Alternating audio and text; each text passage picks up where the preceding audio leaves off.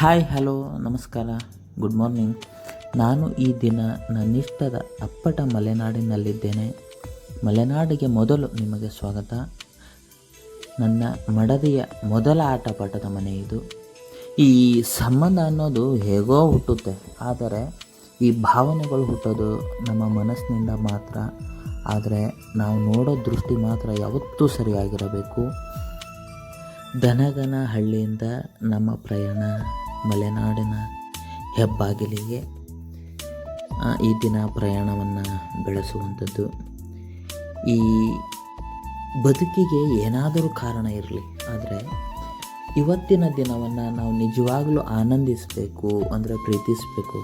ಹಾಗೆ ನಾವು ಮಾಡೋದ್ರಿಂದ ಏನಾಗುತ್ತೆ, ನಮ್ಮ ಇಡೀ ದಿನದ ಕೆಲಸ ಅತ್ಯಂತ ಸುಲಭವಾಗುತ್ತದೆ. ಈ ದಿನದ ಕೆಲಸವನ್ನು ನಾವು ಮುಗುಳ್ನಾಗುತ್ತಾ ತುಂಬ ಪ್ರೀತಿಯಿಂದ ಬರಮಾಡಿಕೊಳ್ಬೇಕು. ಈ ಮಲೆನಾಡಿನ ಪ್ರಕೃತಿ ತನ್ನ ಮಡಲಿನಲ್ಲಿ ಶಾಂತಿಯ ಸೌಂದರ್ಯವನ್ನೇ ಇಟ್ಟುಕೊಂಡಿದೆ. ನೀವು ತುಂಬ ಪ್ರಯಾಣವನ್ನು ಮಾಡ್ತಿರಬೇಕಾದ್ರೆ ನಿಮಗೆ ತುಂಬ ಸಾರಿ ಅನಿಸಿರುತ್ತೆ. ಮಲೆನಾಡಿನ ಪ್ರಯಾಣ ನಿಮಗೆ ತುಂಬ ಆಹ್ಲಾದಕರವಾಗಿರುತ್ತದೆ. ಅದು ಒಂಥರ ತಣ್ಣನೆಯ ಗಾಳಿ, ತಂಪಾದ ವಾತಾವರಣ, ಪಿಸು ಮಳೆ, ಹಸಿರು ತುಂಬಿದ ಪರಿಸರ. ನಿಜವಾಗಿಯೂ ಕೂಡ ನಾವು ಅದನ್ನು ಅನುಭವಿಸ್ಬೇಕು. ಅನುಭವಿಸೋದ್ರಿಂದ ನಮ್ಮ ದೇಹಕ್ಕೆ ಅಥವಾ ಮನಸ್ಸಿಗೆ ತುಂಬ ಆಹ್ಲಾದಕರವಾಗಿರುತ್ತದೆ ಅಂತ ನಾನು ಹೇಳೋಕ್ಕೆ ಇಷ್ಟಪಡ್ತೀನಿ. ಈ ಭಾಗದಲ್ಲಿ ತುಂಬ ಕಿರಿದಾದ ರಸ್ತೆಗಳಿರ್ತವೆ, ತುಂಬ ಸಣ್ಣ ರೋಡು. ಈ ಪ್ರಕೃತಿಯನ್ನು ನಿಮಗೆ ನೋಡ್ತಾ ಇದ್ರೇ ಅನಿಸುತ್ತೆ, ಎಷ್ಟು ಕಿರಿದಾದ ದಾರಿ, ಎಷ್ಟೊಂದು ಹಸಿರು ತುಂಬಿದ ಪರಿಸರ, ಹಸಿರು ರಾಶಿನೇ ತುಂಬಿರುತ್ತೆ ಇದರಲ್ಲಿ. ಎಷ್ಟು ಚೆನ್ನಾಗಿರುತ್ತೆ, ಎಷ್ಟು ಸುಂದರವಾಗಿರುತ್ತೆ. ಈ ರೋಡಿನಲ್ಲಿ ನಾವು ಪ್ರಯಾಣ ಮಾಡ್ತಿರ್ಬೇಕಾದ್ರೆ ತುಂಬ ಮರಗಳು ಬಿದ್ದು ಹೋಗಿತ್ತು ನೋಡ್ರಿ, ತುಂಬ ಮರಗಳು ಬಿದ್ದು ಹೋಗಿತ್ತು. ಇದು ನಮ್ಮ ಮಾವನವ್ರು ಹೇಳ್ತಿದ್ರು, 4-5-6 ದಿನ ಆಗಿದೆ ಈ ಮರ ಬಿದ್ದು. ಇದನ್ನು ಕಟ್ಟಿಂಗ್ ಮಾಡೋಕ್ಕೆ ಅಥವಾ ಇಲ್ಲೊಂದು ಮರ ಬಿದ್ದಿದೆ. ಅರಣ್ಯ ಅಧಿಕಾರಿಗಳು ಬರಬೇಕು. ತುಂಬ ಮಲೆನಾಡಿನಲ್ಲಿ ಇದೇ ಪರಿಸ್ಥಿತಿ ಇರುತ್ತೆ. ಒಂದು ಬೈಕ್ ಬರ್ತಿದೆ, ಗಮನಿಸ್ರಿ, ಅಲ್ಲೊಂದು ರೋಡ್ ಇದೆ, ನಾವು ಬಂದಿರೋ ಒಂದು ರೋಡು.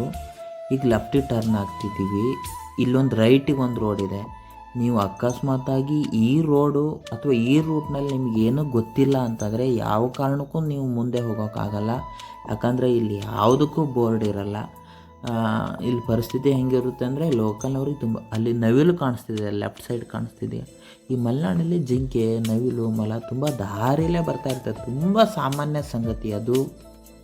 ನಾವು ಯಾವಾಗಲೂ ಪ್ರತಿ ಕ್ಷಣ ದುಡಿತಾ ಇರಬೇಕು. ಈ ದುಡಿಮೆ ಎನ್ನುವುದು ಆಲಸ್ಯ, ಈ ದುಷ್ಟ ನಡೆ ಮತ್ತು ಬಡತನ, ಈ 3 ಅನಾಹುತಗಳಿಂದ ನಮ್ಮನ್ನು ತುಂಬ ರಕ್ಷಣೆಯನ್ನು ಕೊಡುತ್ತದೆ. ನಮ್ಮ ಜೀವನವನ್ನೇ ಅದು ಬದಲಾಯಿಸುತ್ತದೆ ಅಂತ ಹೇಳಿದರೂ ಸಹ ತಪ್ಪಾಗಲಿಕ್ಕಿಲ್ಲ.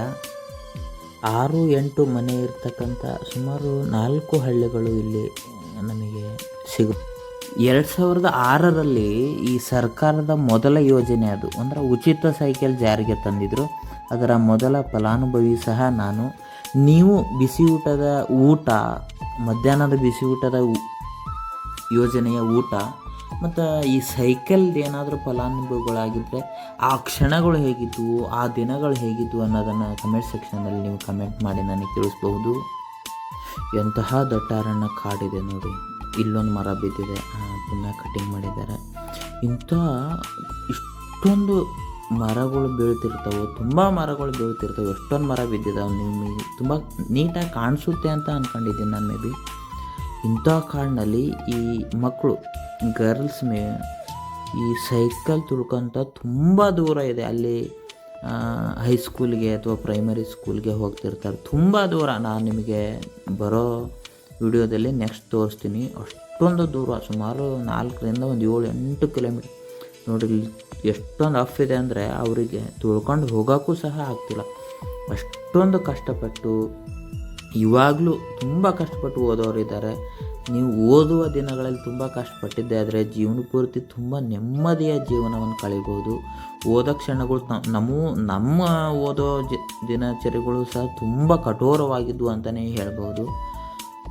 ಇಲ್ಲಿ ಕಾಣಿಸುತ್ತೆ ನೋಡಿ, ಇದು ಈ ಶಾಲೆ ಸುಮಾರು 4-6 ಕಿಲೋಮೀಟ್ರ್ ದೂರ ಆಗುತ್ತೆ. ಇಷ್ಟೊಂದು ದೂರ ಆ ಮಕ್ಕಳು ಸೈಕಲ್ನ ತುಳ್ಕೊಂಡು ಬರೋಂಥ ಪರಿಸ್ಥಿತಿ ಸುಮಾರು ಮಲೆನಾಡಿನ ಭಾಗಗಳಲ್ಲಿ ಇದು ಕಂಡುಬರುವಂಥದ್ದು. ಸಾಮಾನ್ಯವಾಗಿ ಇದು ಸರ್ವೇ ಸಾಮಾನ್ಯವಾಗಿ ಕಂಡುಬರುವಂಥದ್ದು ಇದು.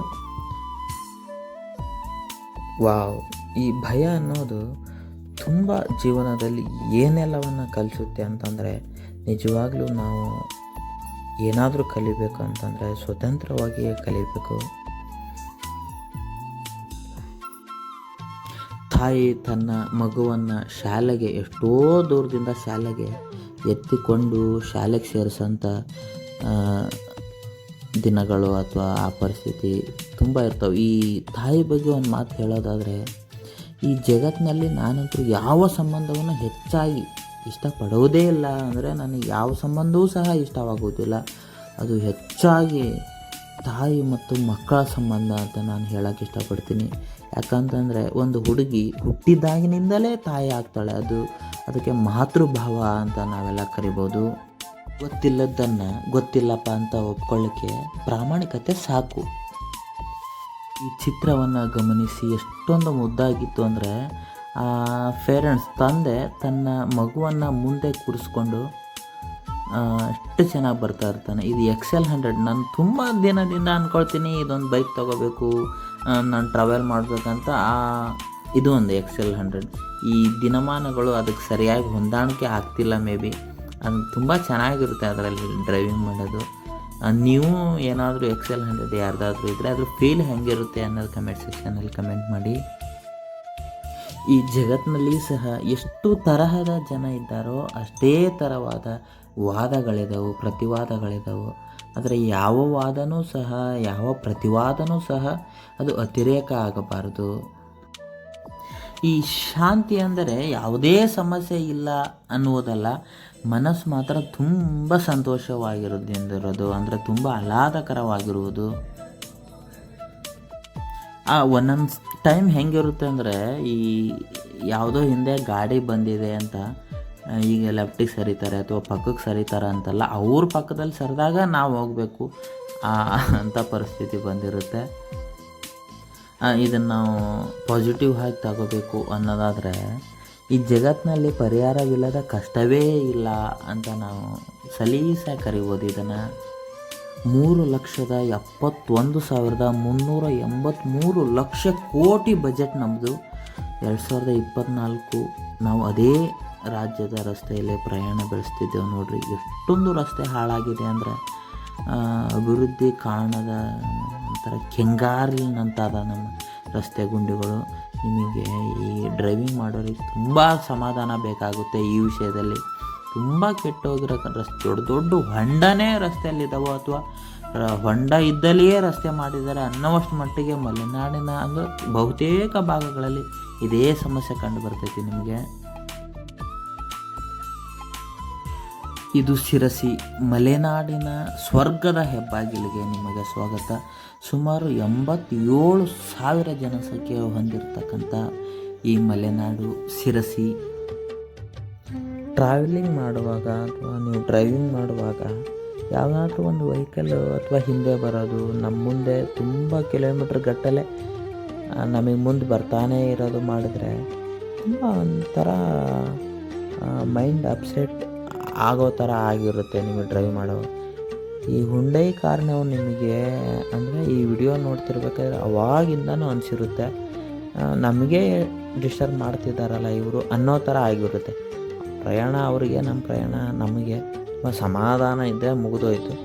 ಕೆಲವೊಂದು ಸಾರಿ ತಾನಾಗಿ ಅನಿಸುತ್ತೆ, ಅದು ಸಹಜ ಗುಣ, ಈ ಮನುಷ್ಯನ ರೂಢಿಯಾಗಿ ಬರುವಂಥ. ಅವಾಗಿಂದ ವಿಡಿಯೋ ನೋಡ್ತಾ ಇರ್ತೀರಿ, ಇದೊಂದು ಗಮನಿಸ್ತಿರ್ತೀರಿ, ಈ ಕಾರು ನನ್ನ ನಡುವೆ ತುಂಬ ಡಿಸ್ಟರ್ಬ್ ಮಾಡ್ತಿರ್ತದೆ. ಈ ಡ್ರೈವಿಂಗ್ ಮಾಡುವಾಗ ಅಥವಾ ನೀವು ಟ್ರಾವೆಲಿಂಗ್ ಮಾಡುವಾಗ ಈ ಥರದ್ದು ಯಾವುದಾದ್ರೂ ಒಂದು ವೆಹಿಕಲ್ ನಿಮಗೆ ಅಡ್ಡ ಬರೋದು, ನಿಮ್ಮ ಮುಂದೆ ಪದೇ ಪದೇ ನಿಮಗೆ ಕಾಣಿಸ್ಕೊಳ್ಳೋದು ಮಾಡಿದ್ರೆ ಅದೊಂಥರ ಮುಜುಗರ ಅನಿಸುತ್ತೆ. ಅದು ಮನುಷ್ಯನ ಸಹಜ ಧರ್ಮ ಏನೋ.